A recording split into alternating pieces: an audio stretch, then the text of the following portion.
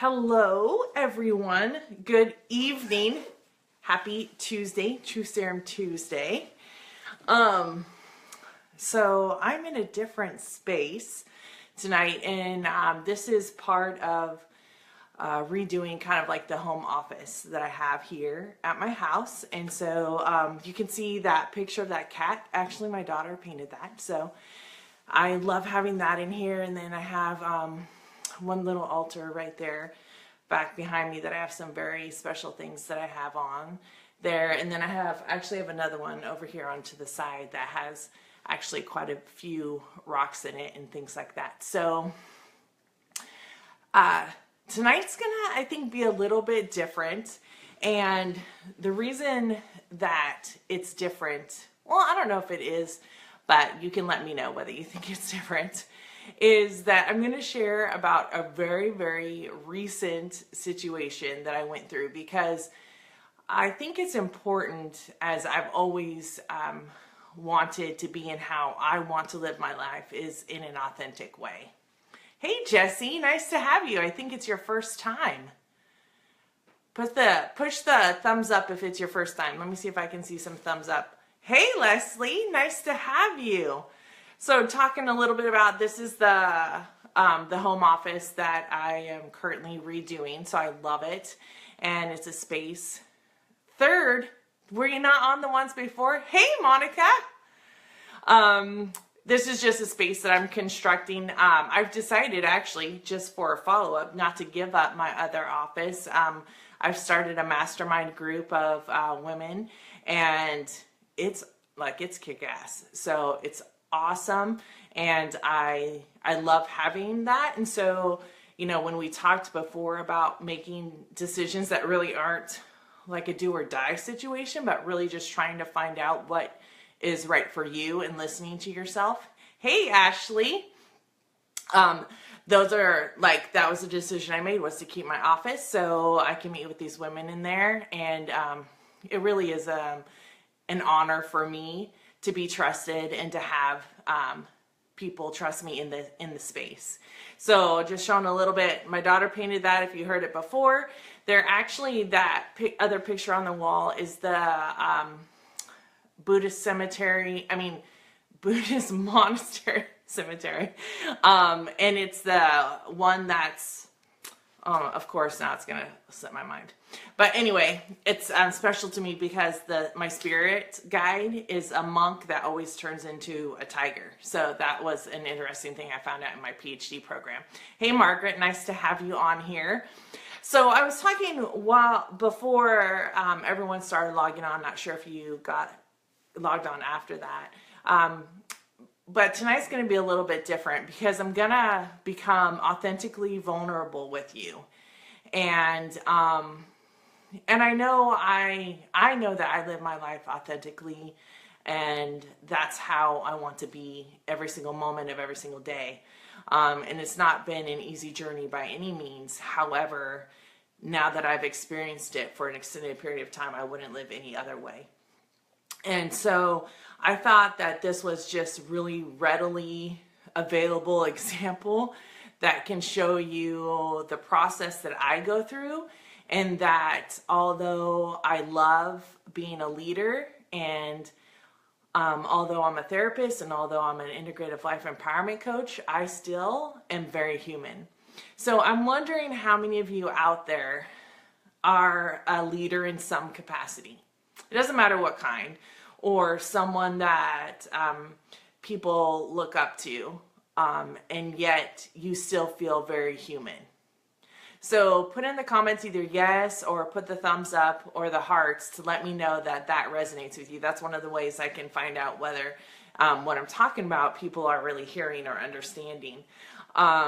Because just because we do things that help other people, or just because we do things in other ways, doesn't mean that there isn't any struggle. It's just like fear. It doesn't mean that just because you decide to move through fear, it doesn't mean that the fear isn't there still. It just doesn't stop you. So Jessie says yes. Margaret says, oh yes, I feel my humanity acutely. Yes. Well, Okay, Margaret, thanks for that intro. Hey, Susan, nice to have you on here. So, the thing that happened to me was, I've been putting together this group program for a little bit, and I started designing it, and I was like, okay, I have this done, and I have this other thing, and I'm ready, right? I've sent this email, I've done all these things, I've prepped them. So then we did the first mastermind. And I really felt like in the moment that I was starting this group, like I had it all together. Well, that was not how it was. Now, I had some things together. So mind you, it didn't all just flop and, I don't know, go to hell, I guess, so to speak. But I started talking and I was like, oh, I sent you this email, and people are like, I didn't get the email. And it had details about the mastermind, the group program, so that people could be informed, right? And although this may seem really small to someone else, if any of you know me, I don't like to mess up. Like, I just don't. And so learning this process has been difficult throughout over the years because for whatever reason, well, I know the reasons why, but for reasons that I don't need to go into, I have always felt like I needed to do things better. And I had always high expectations of myself. And so even today, at 44 years old, those things creep in. So in the title, I talked about forgiveness. So back to my story. So everyone's sitting around, I was like, oh yeah, I sent you all the email. Well, I get home and I was like, what? Like, what happened here? Like, I thought I had done my stuff. Like, I thought like I had prepared and that I had done all this work and that it was going to be great. Well, it doesn't mean it wasn't great, but I'll talk more about that later. So I looked at this technology, this program that I use. It's called ConvertKit to send out my emails. And well, one person in the group had received the email and they were like, oh yes, I got the email, and no one else talked about it. And they said they didn't get it. So I looked, well, I can't believe this, just even today. I sent it to 5 people, but I sent it to 1 other people that was in the group. And I sent it to 4 other people who never registered to be in the group. Like, the wrong people. And I was like, oh, that's why people were confused. That's why they didn't know about the dates. That's why all of those things. And I was like, I can't believe I did that. So pause just for 1 second. How many of you, LOL, joined the club, Rachel? Yes, Susan. So Susan's already on top of it. How many of you have thought that you've had it all together? Like you had done your work and then all of a sudden, bam, you didn't have it all together. Maybe you had the majority. Margaret says, that's your next class then. Yeah, it's a good topic. Susan said, did you send it to me? Yes, Susan, I sent it to you. Did you get it? It was a fabulous email if you were in the group, but unfortunately, that's not the case, right? So type yes or the thumbs up or the hearts if you have thought ever in your life, and even recently, like in the recent past, that, oh my gosh, yes, I have this all together. I'm all prepped. I'm ready. And then you're like, no. So tell me that. So for those in the title, I put a lesson in forgiveness, laughter, demons, humility, and self-love. So the first one I mentioned, a lesson in forgiveness. I can be really hard on myself. How many of you out there can be really hard on yourself? So Susan says, yes, but I thought I would hold off for a bit. Yeah. Jessie says, yes. Margaret says, I actually feel like I wing it a lot. LOL. Yeah. And my goal was to not wing it so much because I can fly by the seat of my pants till dawn, right? I mean, like, that's nothing, but I'm trying to be prepared to lessen the stress for my participants and the people that I want to show and want them to have a meaningful time in this group. So Susan says yes. Jessie says extremely hard on myself. How many other, who else is on here? Let me know if you are hard on yourself. You have had these high expectations of yourself and for whatever reason. So in that moment, when I looked at the computer and I was like, honestly, I was like, what the F? I mean, I was just like, fuck this. Like, how come I just can't get it together once? I can't just complete the whole thing, right? All I want to do is complete the whole thing. And in that moment, I had to forgive myself. And although for some people this may not seem like, oh, Rachel, that was no big deal, don't worry about it. Well, that's like sometimes getting a perspective, right? For other people, hey, Veronica. Hi, Veronica. For other people, it may not be something in their perception that was worth getting upset about. But really, it's noticing why I had those feelings at that moment and saying it's not the end of the world. And it's so much about me practicing what I preach to all of you. Practicing what I'm asking or what I ask my clients to do is a thing that I need to be doing. I'm nobody special in that regard. Like, and I take that really seriously too. Like, if I'm not doing it, I'm not going to tell someone else to do it. Because I want to make sure that I'm living, right? So Susan says, when I was teaching, I would spend all night prepping, and then the bus would come and mess up the whole lesson. Yeah. So, hey, Valentina, nice to have you. So we're talking about an incident that I had. I'm not going to review the whole incident. So the first part was really forgiving myself. So I really needed to say, okay, this is what happened. What is the reality? What is the outcome? And what do I want to do the next time? So that's a very intellectual way of processing. But the forgiveness comes in knowing that this didn't mean anything about me. So really hear that and hear that from your heart. Because this didn't mean that I wasn't a good integrative life empowerment coach. It didn't mean that I wasn't a good leader. It didn't mean any of that. And so many times we go to those places where we've been before, and it's not the same place. So it's like when you can truly forgive yourself, right? When you can say, this is okay. It's not, no one's dying, no one's, and you just move forward through that with this forgiveness for yourself. The second thing I did, well, actually, this was probably the first thing, is I just laughed. I was just like, again, my ADD, right? Again. So Jessie says it's not that easy for me, but I hear you.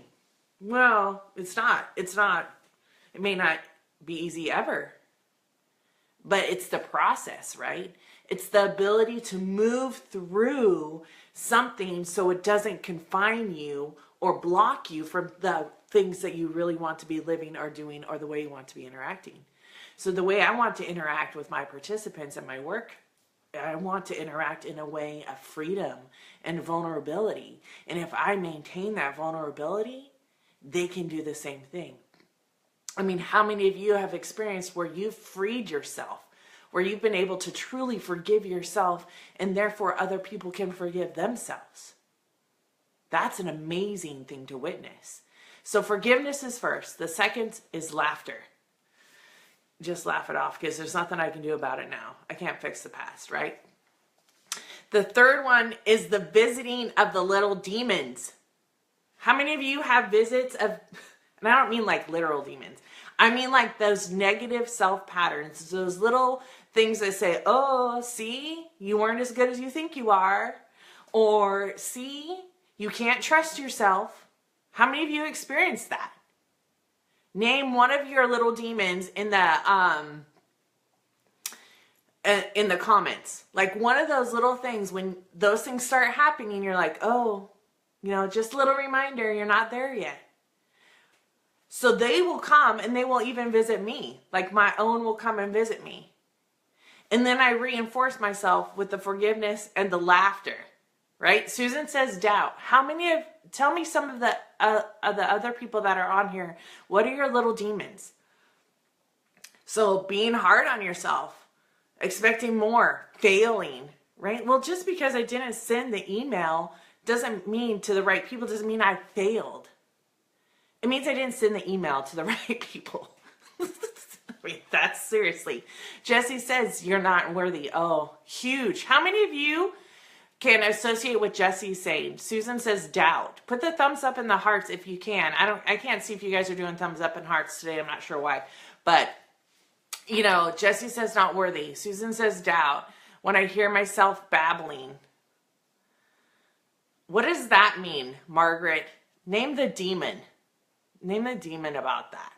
Okay, so we went for forgiveness, went through laughter, went through the little visiting of the demons.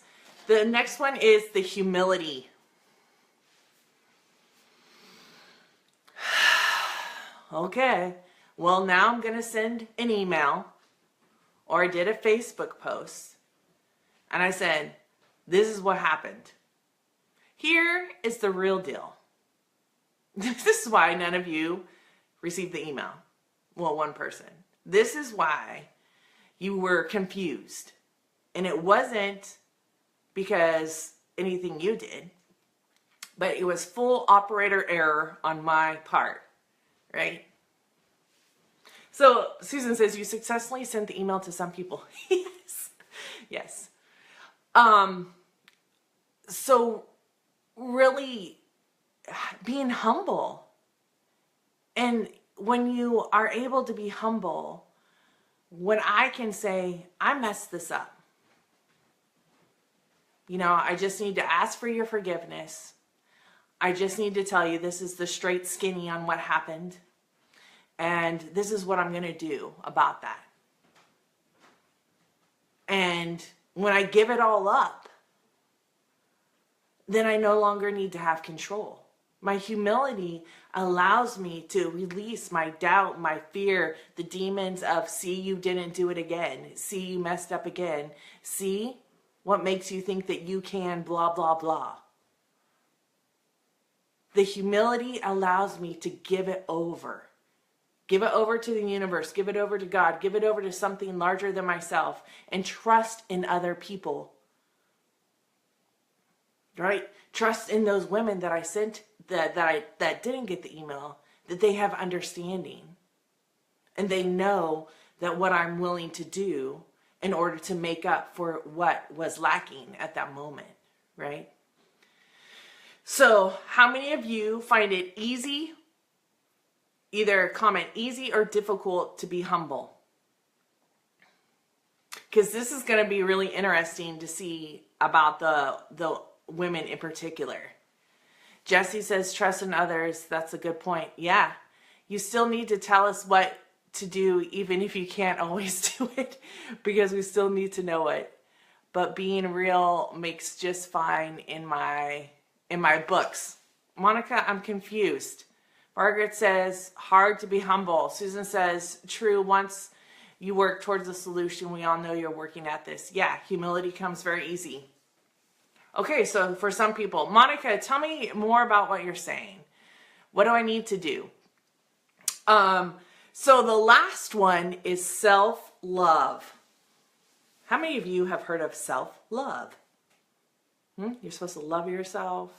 You know, oh, you should really just, love yourself. Sometimes you're like, what does that even mean? Right?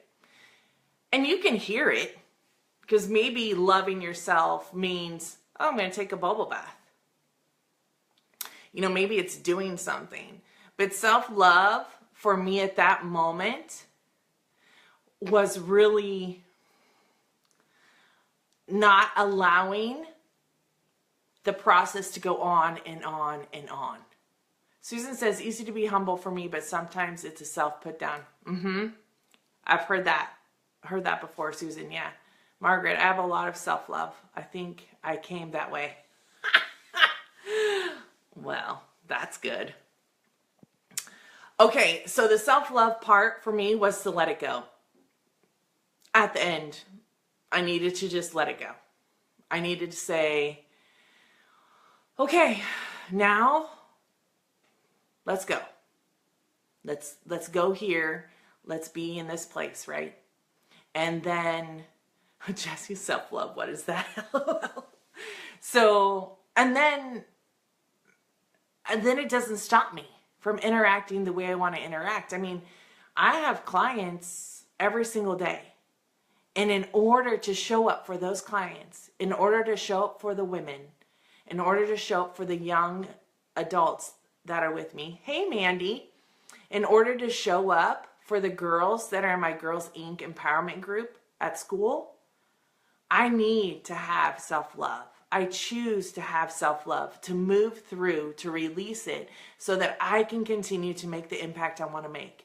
And sometimes that's the hardest thing that we have to do. The release is the hardest. We're used to suffering. How many of you are used to suffering? How many of you have been caught in this cycle of suffering? I have to give of myself here. I have to give of myself there. I have to do these other things. Right? And you don't have to do anything. The self-love is like choosing. Right? And that's the hardest part, to release it, to no longer claim it as something that makes you less than, that makes you not worthy, that makes you not a good example, that makes you not a good leader. It doesn't mean any of that. But we like to ruminate on that. We as women are really good at that. And I'm telling you that you can become ungood at that. You can become ungood at that. You don't need it. It's not necessary for life. It is not necessary for a good life to have suffering. Suffering teaches us several things, but you don't have to keep it going if you don't want to. You can move through it, and the self-love is about the release and moving through. So what are some things now that you or that I am going to do now that I've moved through this process, right? This was a process that I moved through. So one of the things is I'm going to know that when I sent that email that didn't go to the people it was supposed to go to prep them for the mastermind group that I've started, I'm going to know that I was doing my very best in that moment. Like, that's all I had. I thought, I'm on top of this. My intention was to inform. My intention was to be prepared. And guess what? I operated with that intention and I did my very best. So there's no reason for me to beat up on myself anymore. Now I have learned something that I'm going to check this particular thing in ConvertKit before I send an email to make sure that the right people get it. Right? So many people you're writing about stuff. Actually, it's a good example of how to handle a difficulty. Hi, oh, Gail's here. Hi, everyone. I forgot to log on earlier. I'll be going back and rewatching. Okay, so I needed to recognize that I did my very best. I showed up the way I could show up in that moment, and I had the intention. Okay. It created moments of clarity.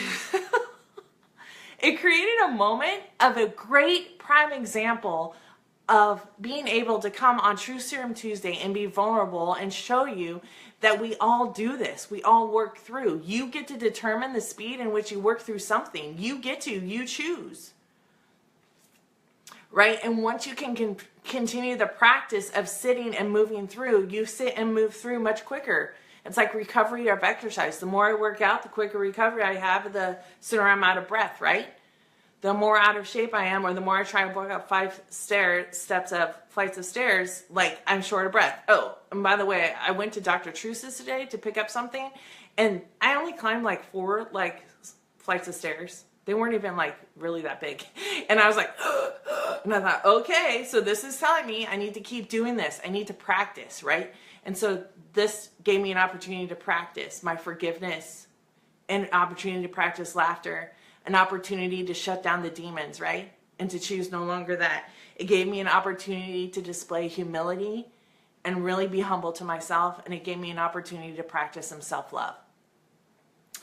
So, and then I'm going to recommit myself. You recommit yourself to doing it again and again. Now, I don't mean I'm going to recommit myself to sending the email to the wrong people again and again and again. I mean, that will not be my intention. But I will recommit myself to moving through this process no matter how many times I have to move through it, because I'm going to live my life my authentic way. I'm going to live my life so that I can make an impact. And as long as I keep moving through, it creates clarity in what I'm meant to do next. Does that make sense to everyone?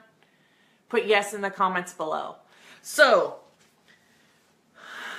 I heard this Danielle Laporte quote. She put it on her thing. And I want someone, if you'll just jot it down in the comments, if someone will jot it down in the comments. She said the concept of being fierce, but flexible. So, fierce, but flexible. Now I'm going to change a word.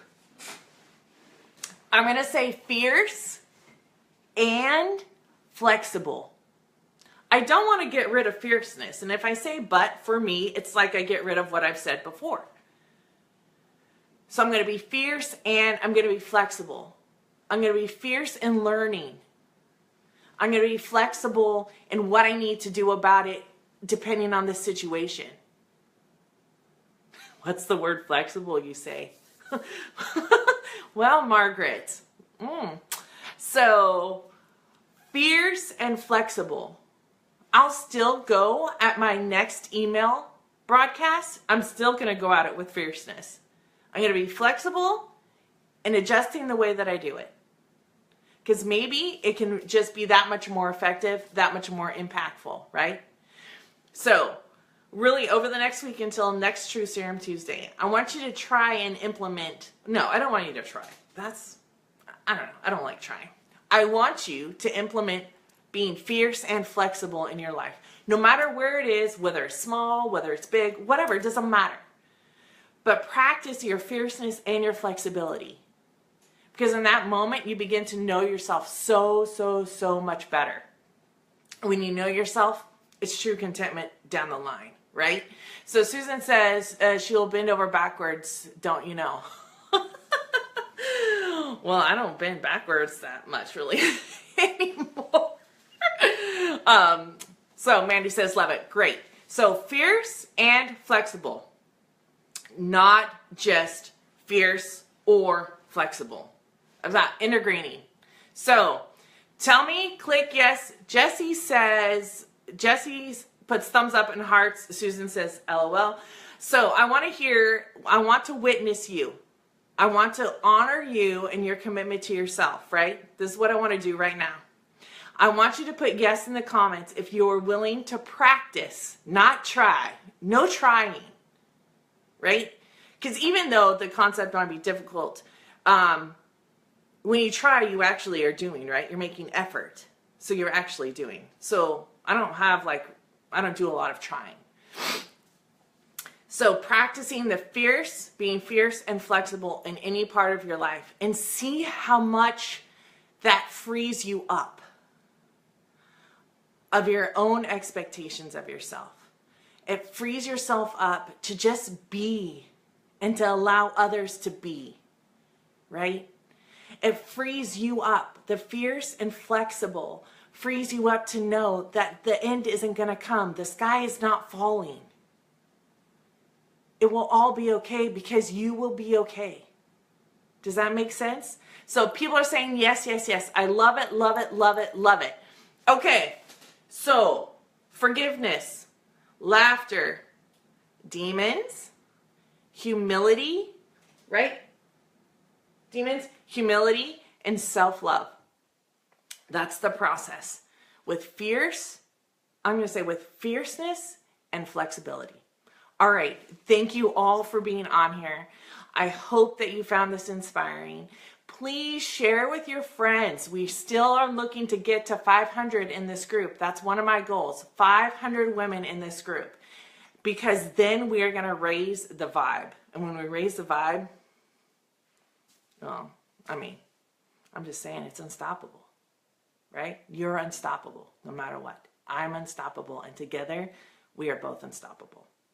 So thanks for your support. Please share the group. Please ask people to join, and stay tuned for next True Serum Tuesday. I hope you all have a great evening. I will talk to you later. Bye.